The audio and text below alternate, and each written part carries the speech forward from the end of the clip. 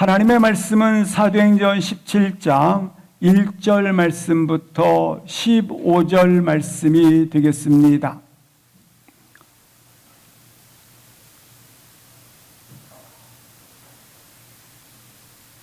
사도행전 17장 1절 말씀부터 15절 말씀 함께 합독하시겠습니다.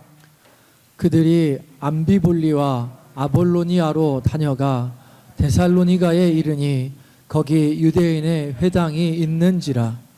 바울이 자기의 관례대로 그들에게로 들어가서 새 안식일에 성경을 가지고 강론하며 뜻을 풀어 그리스도가 해를 받고 죽은 자 가운데서 다시 살아나야 할 것을 증언하고 이르되 내가 너희에게 전하는 이 예수가 곧 그리스도라 하니 그 중에 어떤 사람 곧 경건한 헬라인의 큰 무리와 적지 않은 귀부인도 권함을 받고 바울과 실라를 따르나 그러나 유대인들은 시기하여 저자의 어떤 불량한 사람들을 데리고 때를 지어 성을 소동하게 하여 야손의 집에 침입하여 그들을 백성에게 끌어내려고 찾았으나 발견하지 못하매 야손과 몇 형제들을 끌고 읍장들 앞에 가서 소리질러 이르되 천하를 어지럽게 하던 이 사람들이 여기도 이르매 야손이 그들을 맞아 들였도다. 이 사람들이 다 가이사의 명을 거역하여 말하되 다른 임금 곧 예수라 하는 이가 있다 하더이다 하니 무리와 읍장들이 이 말을 듣고 소동하여 야손과 그 나머지 사람들에게 보석금을 받고 놓아주니라. 밤에 형제들이 곧 바울과 실라를 베레아로 보내니 그들이 이르되 회당에 들어가니라. 베레아에 있는 사람들은 데살로니가에 있는 사람들보다 더 너그러워서 간절한 마음으로 말씀을 받고 이것이 그러한가 하여 날마다 성경을 상고하므로 그 중에 믿는 사람이 많고 또 헬라의 귀부인과 남자가 적지 아니하나 데살로니가에 있는 유대인들은 바울이 하나님의 말씀을 베레아에서도 전하는 줄을 알고 거기도 가서 무리를 움직여 소동하게 하거늘 형제들이 곧 바울을 내보내어 바닷까지 가게 하되 실라와 디모데는 아직 거기 머물더라. 바울을 인도하는 사람들이 그를 데리고 아덴까지 이르러 그에게서 실라와 디모데를 자기에게로 속히 오게 하라는 명령을 받고 떠나니라. 아멘.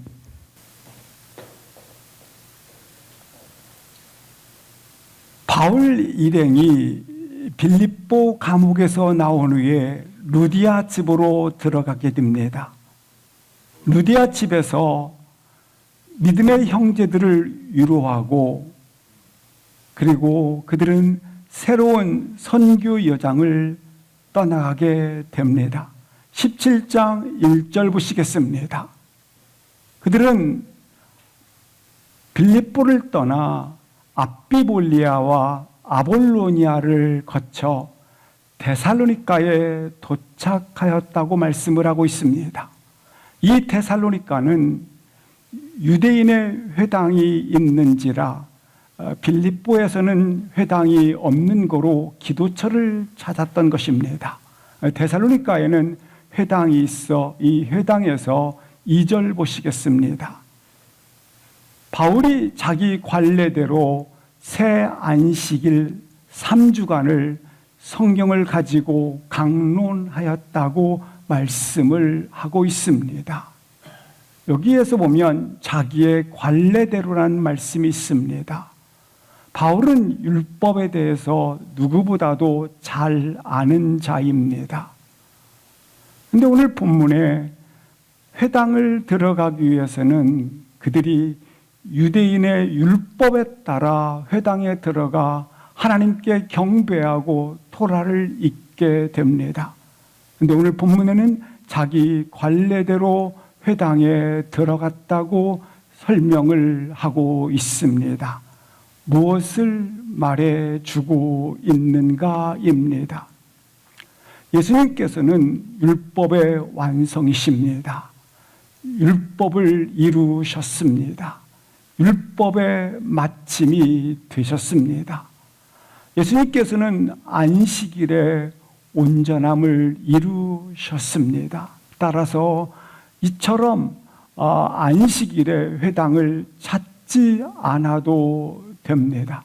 그런데 바울은 복음을 전하기 위하여 회당에 찾아 들어갔다고 설명을 하고 있는 것입니다. 이것은 바로 복음을 받아들인 사람으로서의 유연성을 말씀해 주고 있는 것입니다. 그는 자기의 율법에 따라 회당에 들어가지 아니하고 자기의 관례에 따라 들어갔다고 설명을 하고 있는 것입니다. 그래서 스스로 들어가기로 결정을 하였다고 하는 것입니다. 마음에 확신함을 가졌다고 하는 것입니다. 왜입니까? 복음을 전하기 위해서.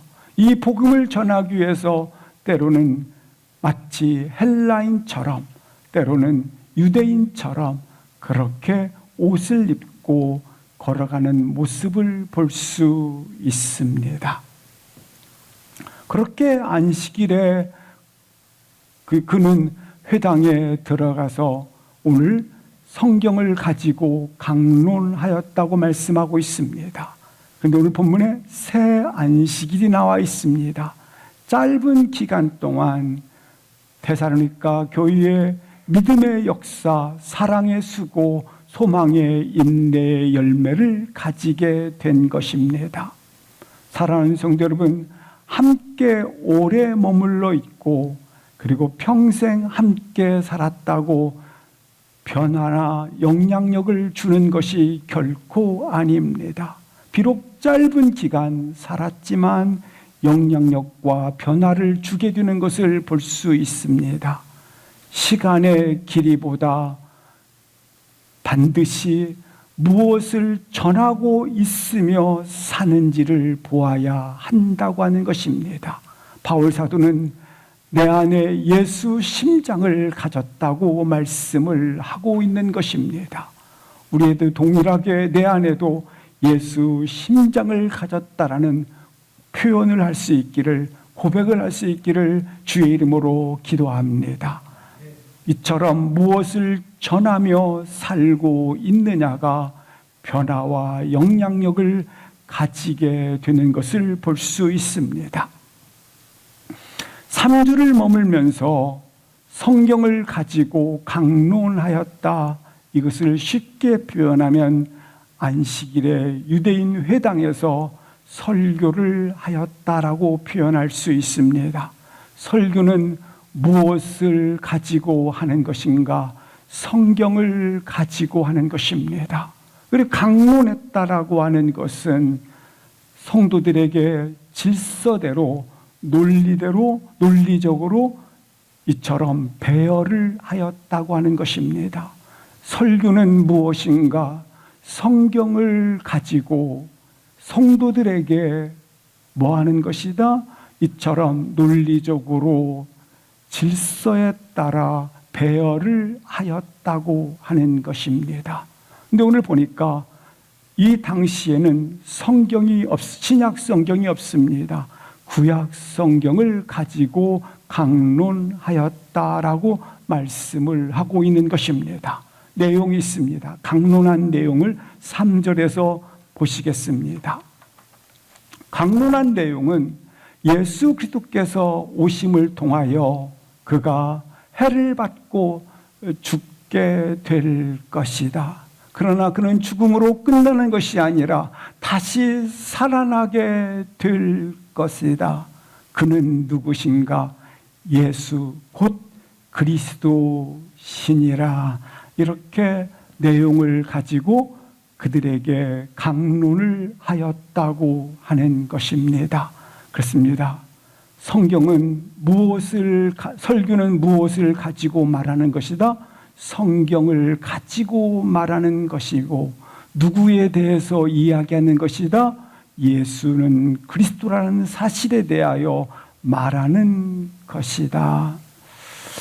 따라서 설교는 마치 웃기는 만담이라든지 그리고 시사 문제라든지 그리고 영웅담이라든지 이런 것들을 자신이 어떻게 성공했는지에 대하여 이야기하는 장소나 시간이 되어서는 안 됩니다.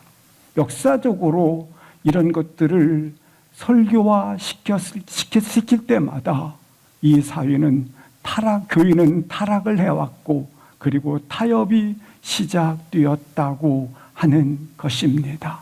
설교는 뭘 말하는 것이다? 성경을 말하는 것이고 동시에 성경의 주제인 예수 그리스도를 전하는 것이 설교라는 것을 볼 수 있습니다. 이렇게 복음을 전하자 4절, 5절 그들의 반응이 나와 있습니다. 경건한 헬라인들이 죽게 돌아왔을 뿐만 아니라 적지 않은 귀부인들도 복음을 따르더라라고 말씀을 해주고 있습니다. 그러나 5절 반응을 보시겠습니다. 유대인들은 시기하여 여기 어떤 불량한 사람들을 데리고 여기 저자라고 나와 있는데 시장 어귀를 말합니다. 시장에 있는 불량한 사람들을 때를 지어 소동을 일으켜 야손의 집에 침입하였더라. 유대인들은 시기하여 복음을 거부하였더라. 이런 두 가지 반응이 소개되어져 있습니다. 복음을 전했는데 4절 말씀에 보면 여기 헬라인, 그런 이방인들입니다. 하나님에 대해서 알지 못하는 자들입니다. 그런데 이들은 복음을 받아들였습니다. 그런데 5절 보시겠습니다. 유대인들은 누구입니까? 하나님에 대해서 안다고 생각하는 사람들, 하나님에 대해서 익숙하다고 생각하는 사람들, 하나님에 대해서 수없이 들은 사람들을 말합니다. 그런데 하나님에 대해서 수없이 듣고 알고 있고 하나님에 대해서 익숙한 그들은 시기하여 복음을 거부하더라고 하는 것입니다. 복음의 최대의 걸림돌은 무엇인가? 나 알아. 나 들었어. 나 그거 잘 알아.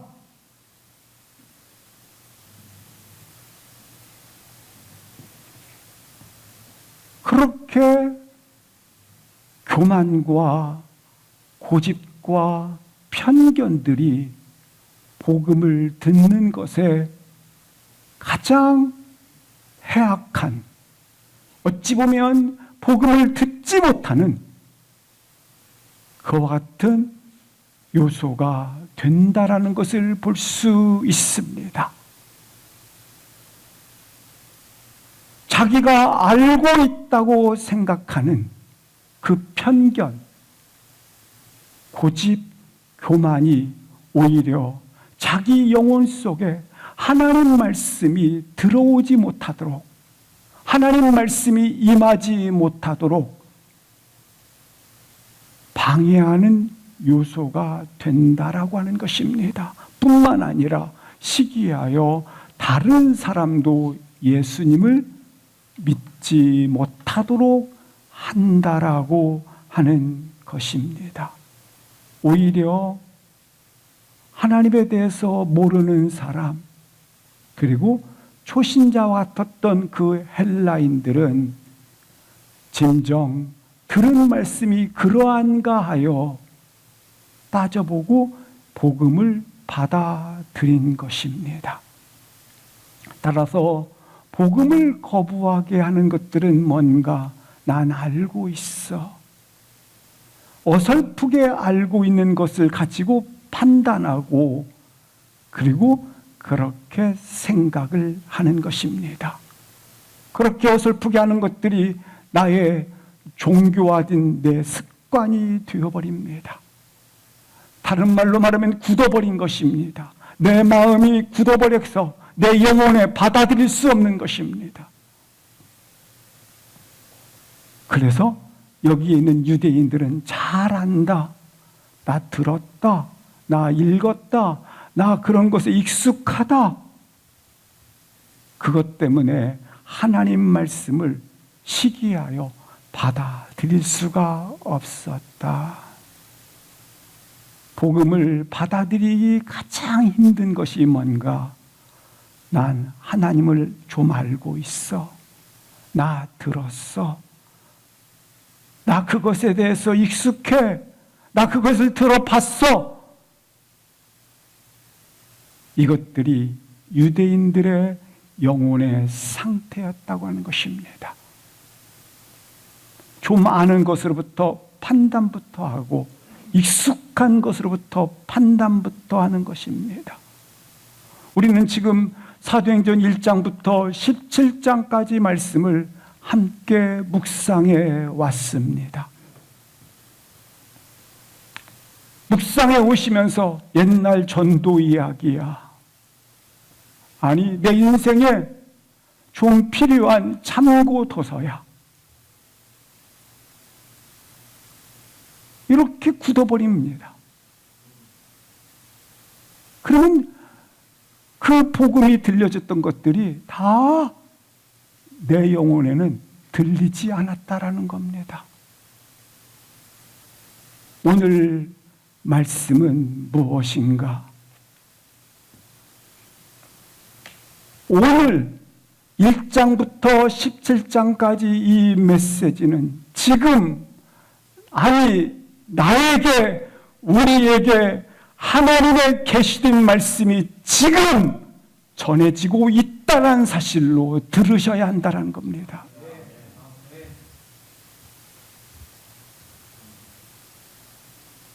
하나님의 계시된 말씀이 나에게, 우리에게 오늘 지금 하나님의 계시된 말씀이 들려집니다.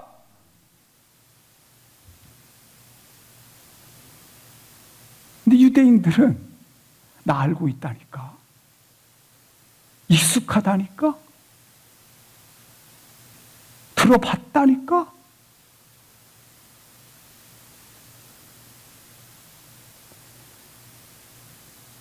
복음이 들려도 들리지 않는다라는 겁니다. 이건 이렇게 들으면 뭐가 되느냐? 한마디로 옛날 전도 이야기, 인생에 필요한 참고 도서.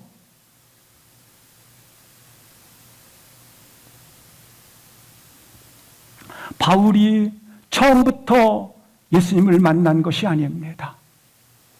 잘 아시는 것처럼 바울은 가말리엘 문화에서 율법학자로 최고의 지성을 가진 곳에서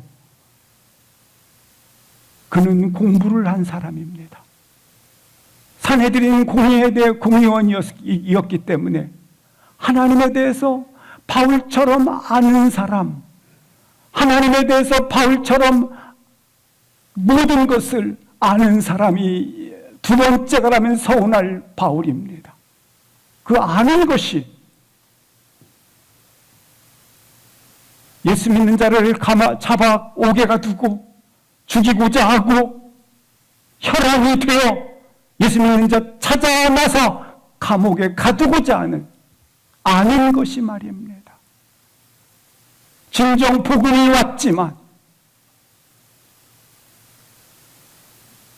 그는 이처럼 거부를 하고 만 것입니다.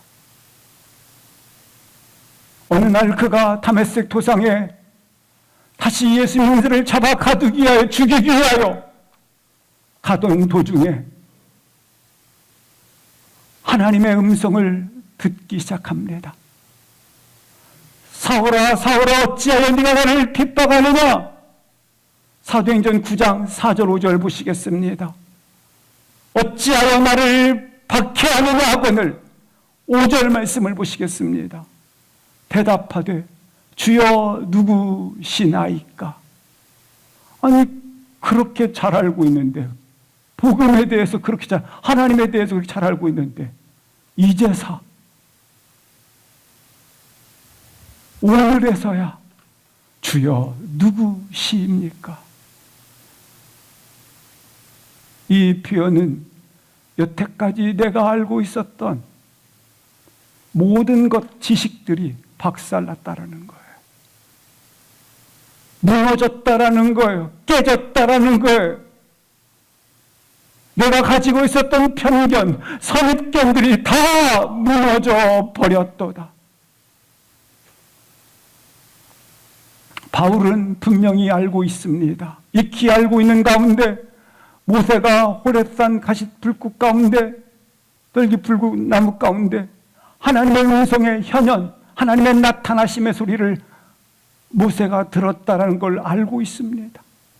삼손의 아버지가 주의 천사로부터 하나님의 음성을 들었다는 것을 알고 있습니다. 그런데 오늘 주의 음성이 자신에게 들리자 내가 알고 있었던 지식들 다, 그래서 표현했던 말이 주여 배설물로 여기나이다 표현하지 않았습니까? 다 안다 생각되십니까? 뻔하다고 생각하십니까? 성경 뻔하다고 생각해서 하는 것들은 결코 복음을 받아들일 수가 없어요.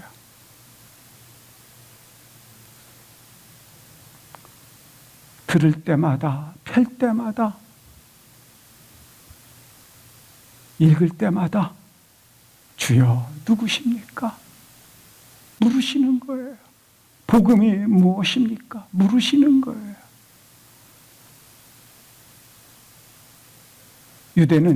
유대인들은 이 선입견, 편견 때문에 그 영혼에 복음이, 예수님이 들어왔지만, 복음이 왔지만 영혼에 진동이 일어나지 않았던 것입니다. 오늘 다시 한번 데살로니가 교회 성도들, 헬라인들처럼 복음을 받아들일 뿐만 아니라 복음으로 인하여 하나님 빛이 충만해지고, 그리고 내 영혼에 진동이 일어나기를 주의 이름으로 기도합니다. 유대인들이 시기하여 이제 어떻게 합니까? 불량배들을 모았고, 불량배들을 모아서 바울과 실라가 함께 투숙하고 있는 야손의 집에 그들이 침입해 옵니다. 때마침 바울 일행은 그 투숙집에 있지 않았습니다. 그래서 6절, 7절을 보시겠습니다. 바울 일행이 발견되지 못함에 야손과 형제들, 여기 읍장은 관료들을 말합니다. 그 관리들 앞에 가서 소리질러 이르되 두 가지 죄목을 가지고 고소를 하게 됩니다. 첫 번째, 이들은 천하를 어지럽게 하는 사람들이다 라고 고소를 합니다. 7절 보시겠습니다. 두 번째, 겉으로는 가이사를 황제로 이들이 모시고 있지만 실상은 다른 임금, 누구?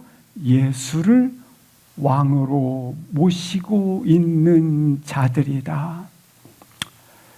이 당시에 그들은 길을 걸어가면서 만나는 사람이 있으면 이렇게 인사합니다. 가이사는 황제입니다. 가이사는 왕입니다. 이렇게 인사를 합니다. 근데 가이사는 왕입니다. 하지만 여기 있는 이들은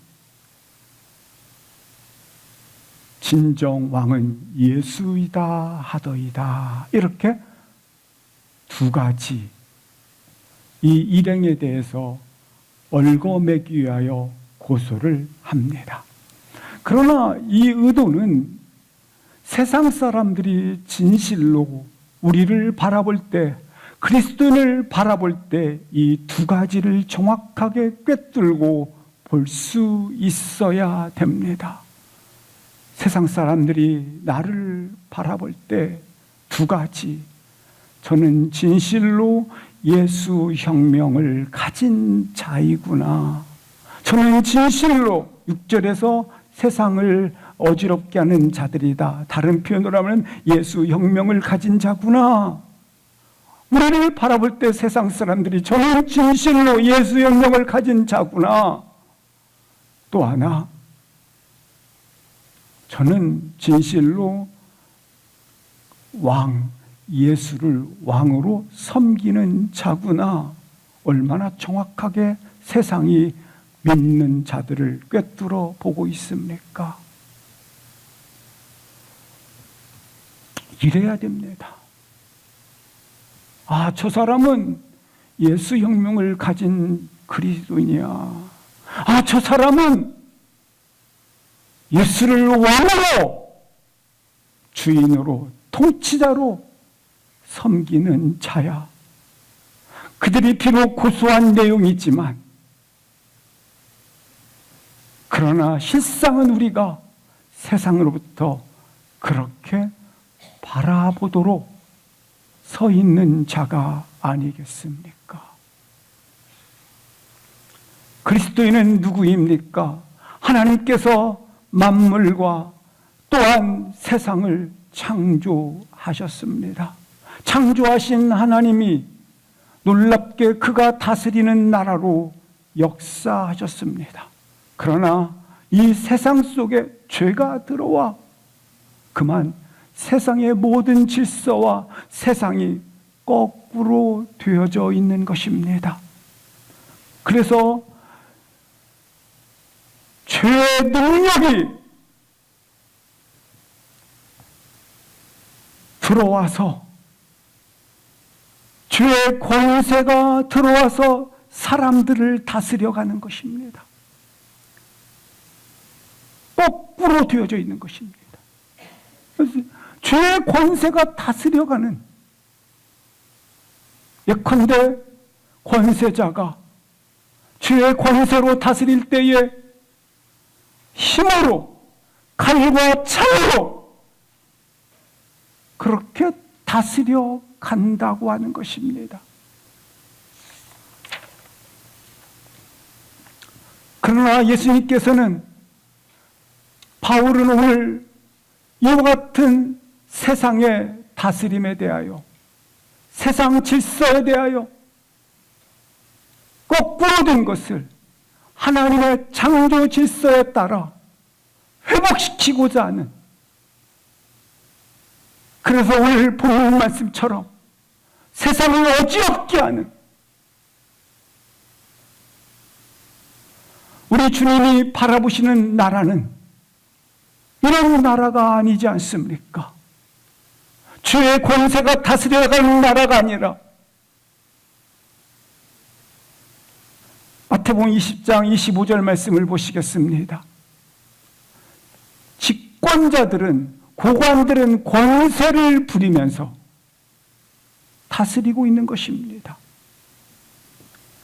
세상이 하나님의 아름다운 창조 질서에 거꾸로 달려가고 있는 것입니다. 진행되고 있는 것입니다. 거기에 그런 죄의 권세에 휘둘려 집권자들은 권세를 부리고 힘을 주장하고, 이처럼 세상을 부리고 있는 것입니다. 그러나 예수님은 이 세상을 거부하는 것이죠. 마태복음 20장 26절 27절을 보시겠습니다. 너희 중에 섬기는 자가 될지어다. 27절 보시겠습니다. 너희 중에 종이 되어야 하리라. 오히려 거꾸로 됐다는 겁니다.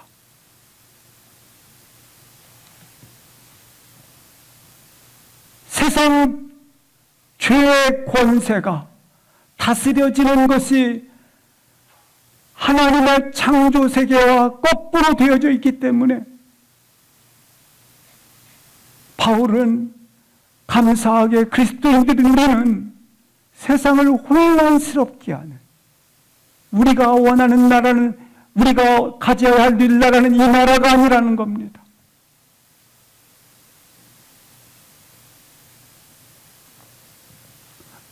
섬김의 리더십을 말씀해 주고 있기도 하지만 본문 속에서 강조하는 것은 뭐냐면 거꾸로 서 있는 세상을 바로 잡아야겠다라는 겁니다.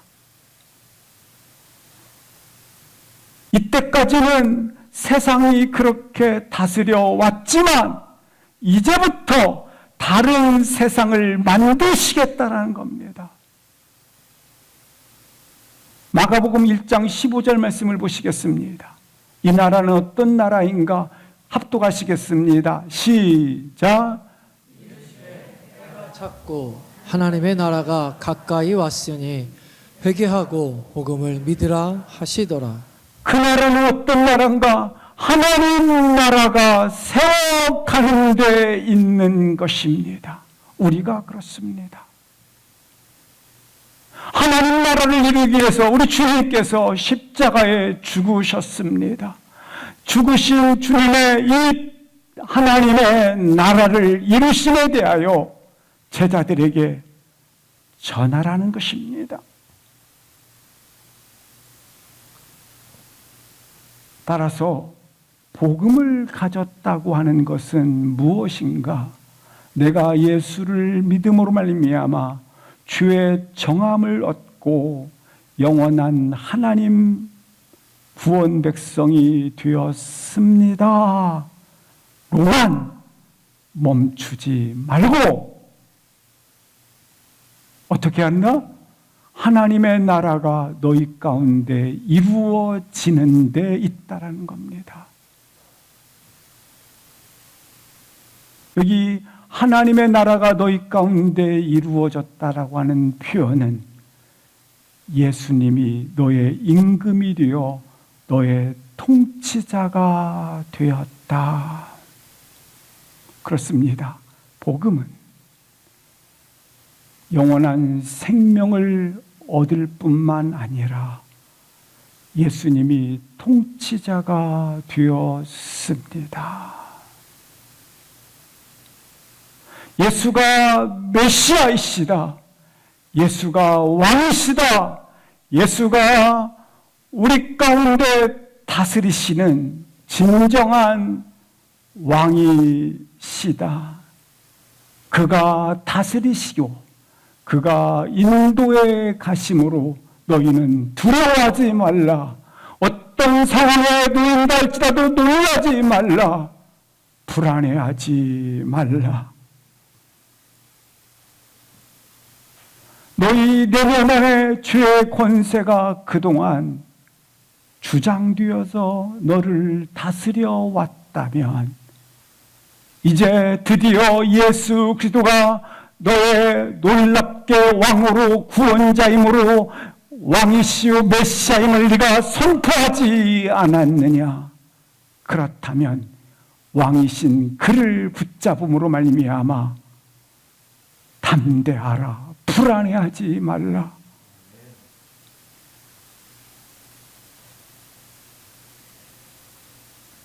그렇습니다. 그리스도인 우리는 분명한 것, 하나님 영원한 생명을 얻었습니다. 그리고 동시에 예수님이 다스리심을 고백할 수 있기를 주의 이름으로 기도합니다. 복음은 이처럼 내면에서 시작됐지만 내면에서 끝나지 않습니다. 외면으로 흘러 들어가는 것입니다. 복음은 개인 심령에서 시작되지만 밖으로 흘러나가서 가정을 변화시키고 사회를 바꾸는, 결국 세상을 하나님 나라로 회복시키는 그와 같은 나라, 그것이 복음인 것을 볼 수 있습니다. 계속해서 8절, 9절을 보시겠습니다. 읍장들에게 두 가지를 고소를 하게 됩니다. 소동이 일어났습니다. 9절 보시겠습니다. 그런데 다시는 너희들이 이 복음을 전하지 말라 이렇게 확인한 후에 야손과 믿음의 형제들을 보석금을 받고 놓아주게 됩니다. 10절 보시겠습니다. 이제 야손과 그 믿음의 형제들의 도움으로 밤에 바울과 실라는 약 75km 하루 정도의 시간이 걸리는 걸음입니다. 베리아에 보내졌다. 베리아에 들어가서 복음을 전했는데 베리아는 세 가지 성도들의 모습이 기록되어 있습니다. 11절을 합독하시겠습니다. 시작. 데살로니가에 있는 사람들보다 더 너그러워서 간절한 마음으로 말씀을 받고 이것이 그러한가 하여 날마다 성경을 상고함으로. 베레아에 있는 사람들은 데살로니가에 있는 사람들보다 더 너그러워서 이전 성경이 있었을 때는 더 너그러워서 더 신사적이어서 이렇게 표현했습니다. 둘 다 이렇게 해석을 했습니다. 더 너그러워서 더 신사적이어서 라고 표현을 합니다. 그냥 베리아에 있는 사람들은 너그러워서 이렇게 표현할 수 있지 않습니까? 근데 비교급을 쓰고 있습니다. 데살로니가에 있는 사람들보다 더 너그러워서 이렇게 비교급을 쓰고 있습니다. 왜인가입니다. 이는 도시의 차이를 볼 수 있습니다. 지금 바울 일행들은 빌립보에서 데살로니가로 흘러 고난이 있자 피하여 들어와 있습니다.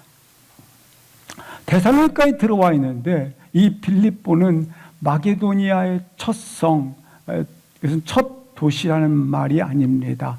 위대한, 탁월한 가장 큰 도시라는 뜻입니다. 근데 이 빌립보에서 데살로니가에 이르렀는데 이 데살로니가는 어떤 도시였느냐면 로마의 수도라 할 수 있습니다. 도시에 근접되어 있고 도시 문화를 이루고 있습니다. 이 데살로니가 지역은 그에 비해서 바벨론 포로 때 그들이 각기 흩어지지 않았습니까? 그런데 그때 유대인들이 집단 이주를 하게 됐는데 그 이주한 곳이 어디냐면 데살로니가 지역입니다. 따라서 데살로니가 지역의 사람들은 하나님에 대해서 익히 잘 알고 있는 사람들이라는 것입니다. 그에 비해서 여기에 나와 있는 베리아 도시가 되겠습니다. 이 베리아는 끝자락, 오지, 한마디로 말하면 가장 산 밑에 있는 그와 같은 곳, 산자락이 된다 보시면 됩니다. 그러니까 베리아라는 지역은 뭐 있으나마나 하는 지역인 거죠. 변두리 시골 사람이다 이렇게 보아도 되겠습니다.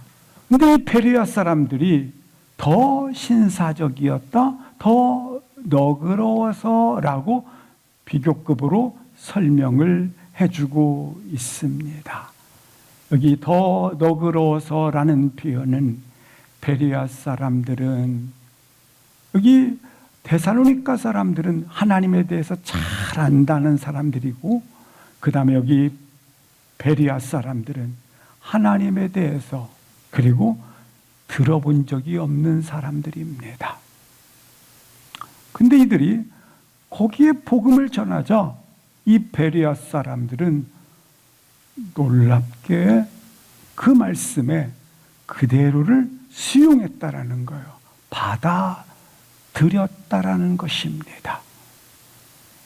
그 말씀을 아는 바가 없으니까 그냥 가르쳐 주는 대로 그대로 받아들인 거예요. 편견이나 선입견이나 익숙한 것이 아니었기 때문에 그냥 그대로 받아들인 것입니다. 이 편견과 선입견, 알고 있다라는 것들이 주는 해악이 있습니다. 유대인들이 시기하여 이처럼 불량배들을 선동해서 야손의 집을 침입하는 것처럼, 사랑하는 성도 여러분, 선입견은 편견을 가져오게 되고, 편견을 가져와요. 이 편견은 이처럼 시기하는 마음을 가져와서 어떻게 한다? 이처럼 해를 가하고자 한다고 하는 것입니다. 그러므로 사랑하는 성도 여러분, 오늘 다시 한번 내 속에 혹시나 여전히 남아있는 편견, 선입견, 이 모든 것들을 버릴 수 있기를 주의 이름으로 기도합니다. 예수님께서 이스라엘 사람 가운데 이만한 믿음을 본 적이 없다, 극찬한 한 사람이 있습니다. 그 사람은 누구입니까? 바로 로마 장교였던 백부장입니다. 백부장 고넬료를 말하는 것입니다. 백부장에게 이렇게 병든 하인이 죽게 되었을 때에 종을 보내요. 죽게 되었으니 고쳐 주십시오 청하게 됩니다. 그러자 주님께서 가자, 내 집으로 가자. 그러자 다시 부하를 보내서 이렇게 말합니다. 나도 군인입니다. 오라 하면 오고 가라 하면 갈 준비가 되어져 있습니다. 그리고 이렇게 표현합니다. 말씀만 하시옵소서. 내 집에 오시는 것을 내가 감당치 못하겠나이다. 이때 표현한 말, 말씀만 하시옵소서라고 하는 것입니다.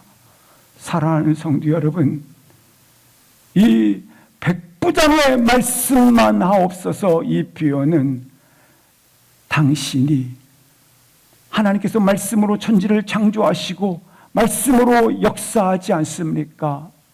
마찬가지로 당신은 창조주 하나님이심을 내가 믿습니다의 고백이 되는 것입니다. 당신은 창조자이십니다. 말씀만 하시옵소서. 그러면 그대로 역사합니다. 그대로 됩니다. 말씀만 하시옵소서. 이처럼 백부장은 그가 가지고 있었던 선입견, 편견 아무것도 없이 그대로 말씀을 자기 속에 받아들였다고 하는 것입니다.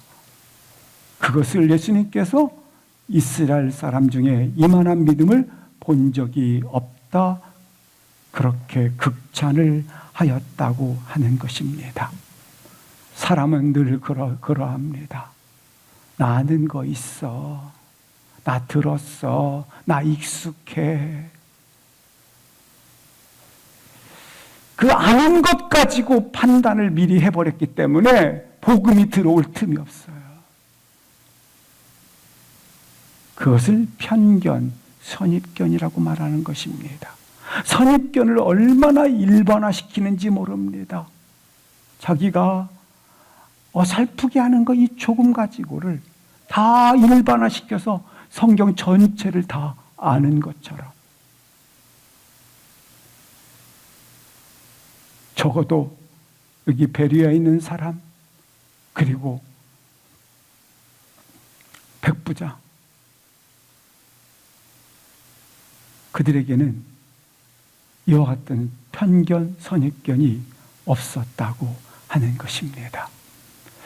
이 베리아 사람들은 간절한 마음으로 말씀을 받았다고 말씀합니다.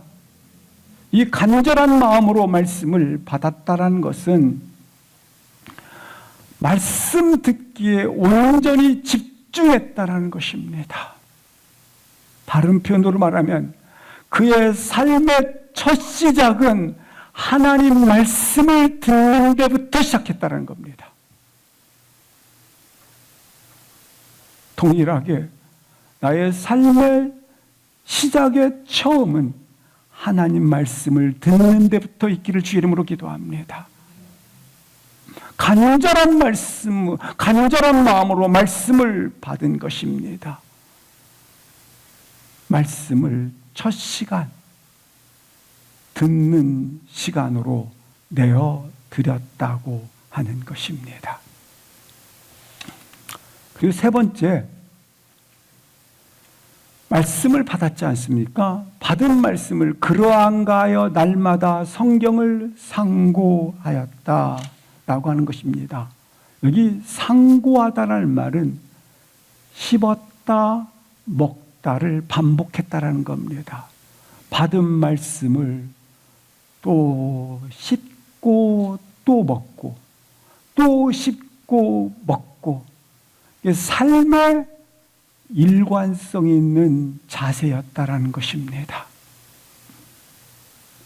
우리도 동일하게 삶 속에서 일관성 있는 자세, 성경에 상고함이 있기를 주의 이름으로 기도합니다. 그럴 때에 어떤 일이 있는가? 3절 보시겠습니다. 하나님의 말씀이 우리 가운데 열리는 것입니다. 뜻을 풀어. 이 뜻을 풀어 속에는 크게 네 가지가 있는데, 첫 번째는 뜻을 풀어 속에는 말씀이 떨어졌다는 것입니다. 씨앗이 뿌려졌다는 것입니다. 하나님 말씀은 살아있기 때문에, 운동력이 있기 때문에 놀랍게 말씀이 떨어지는 순간 살아나는 것입니다. 말씀을 통해서 반드시 살아나게 되어져 있습니다. 뜻을 풀어 속에는 하늘이 열린다는 뜻이 있습니다. 하늘이 열렸다라는 것은 하나님께서 먼저 나에게 찾아오셨다라는 것입니다. 하나님이 나에게 먼저 찾아오신 것입니다. 성령의 계시를 통하여 찾아오시는 것입니다. 이 뜻을 풀어 속에는 에바다라는 뜻이 있습니다.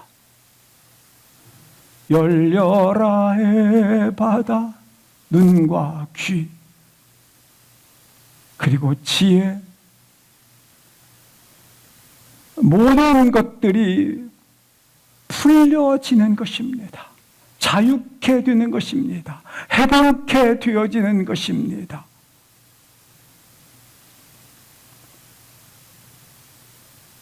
주님의 그 거룩한 손이 나를 안아주시는 것입니다. 말씀을 읽어보세요.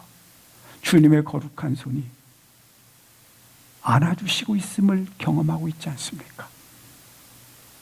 네 번째로, 루디아가 말씀 듣기를 청종했던 것처럼 준비된 영혼을 만나는 역사가 있게 될 것입니다. 마지막으로 13절부터 15절 말씀을 보시겠습니다. 베레아에서 말씀을 전하고 있는데, 데살로니가에 있었던 시기하던 유대인들이 베레아까지 찾아와서 이처럼 무리를 움직여 소동을 일으키고 있습니다. 핍박을 하고 있는 것입니다. 사랑하는 성도 여러분, 기억하십시오. 내가 데살로니가에 있든 베레아에 있든 빌립보에 있든 아덴에 있든 고린도에 있든 언제든지 이 핍박은 있다 없다, 도전은 있다 없다, 있다. 항상 있는 것입니다. 이와 같은 방해는, 이와 같은 도전은 멈추지 않습니다. 내가 어디에 있든 말입니다. 때 우리는 당황하지 않습니다. 왜입니까? 농부는 가라지가 자라는 가라지를 뽑아내는 데 목적을 두지 않습니다. 열매를 맺히는 데 목적을 둡니다. 복음을 방해하는 자들을 진압하는 데 우리는 목적이 있지 않습니다. 복음을 진압하는 데 목적이 있는 거 아니에요. 예수님께서 제자들이 묻습니다. 우리는 분명히 알곡을 심었는데, 씨를 심었는데 왜 가라지가 자라고 있습니다. 누가 가라지를 심었죠? 제자들이 주님께 묻습니다. 주님께서 뭐라고 대답하십니까? 원수가 뿌렸도다. 심었도다. 우리가 제자들이 말합니다. 가서 다 뽑아버리겠습니다. 주님께서 말씀하십니다. 가만두라. 혹 뽑다가 알고까지 상할 수 있기 때문이다. 그러면서 주님이 이렇게 말씀하십니다. 심판날에, 마지막 날에 내가 그들을 다 뽑아 타는 유황불에 던져 버릴 것이다. 복음의 물결로 살아가는 우리는, 복음의 물결로 살아가는 우리는, 아멘, 반드시 반대자, 방해자 항상 있다. 멈추지 않는다. 그런데 성경은 가라지에 대하여 관심을 두지 않습니다. 방해자들에 대하여 관심을 두지 않습니다.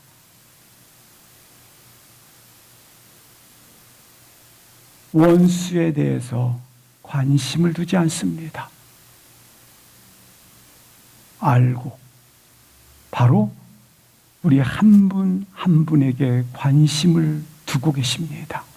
그러므로 원수와 씨름하지 마시고 하나님과 씨름하십시오. 그러므로 원수와 함께 고민하지 마시고 하나님과 함께 고민하십시오. 원수를 묵상하지 마시고 말씀을 묵상하십시오.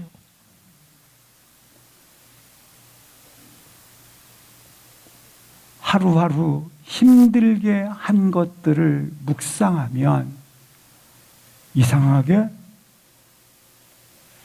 더 불안하고 더 속상합니다. 그런데 하나님의 말씀을 묵상하면 빛이 들어오기 때문에 어둠이 떠나버리는 것입니다. 오늘 본문 보십시오. 15절 보시겠습니다. 이 복음이 아덴까지 이르렀다라고 말씀을 하고 있습니다. 아덴, 아테네입니다. 아테네까지 이르렀습니다.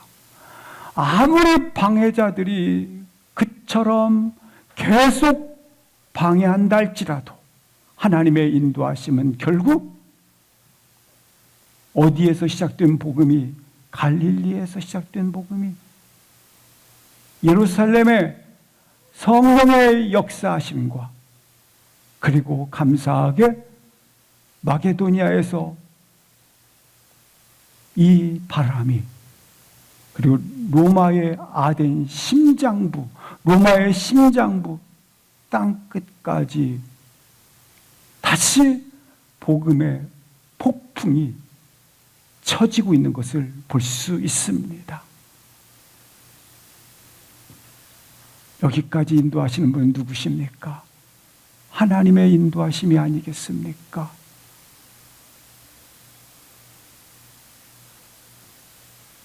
복음을 가지고 산다라는 것은 아름다운 일입니다.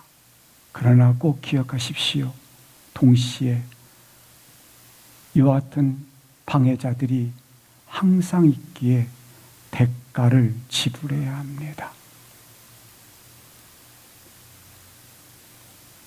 세상을 위해 대가를 치르는 일은 억울한 일이 됩니다. 그러나 하나님을 위해서 대가를 지불하는 것은 고통 중에서 기쁨이요, 고난 중에서 영광이 되는 것입니다. 함께 일어나셔서 찬양으로 나아가시겠습니다. 이 시간 우리 뜨겁게 주여 선포하시되 확신하여 기도하옵소서.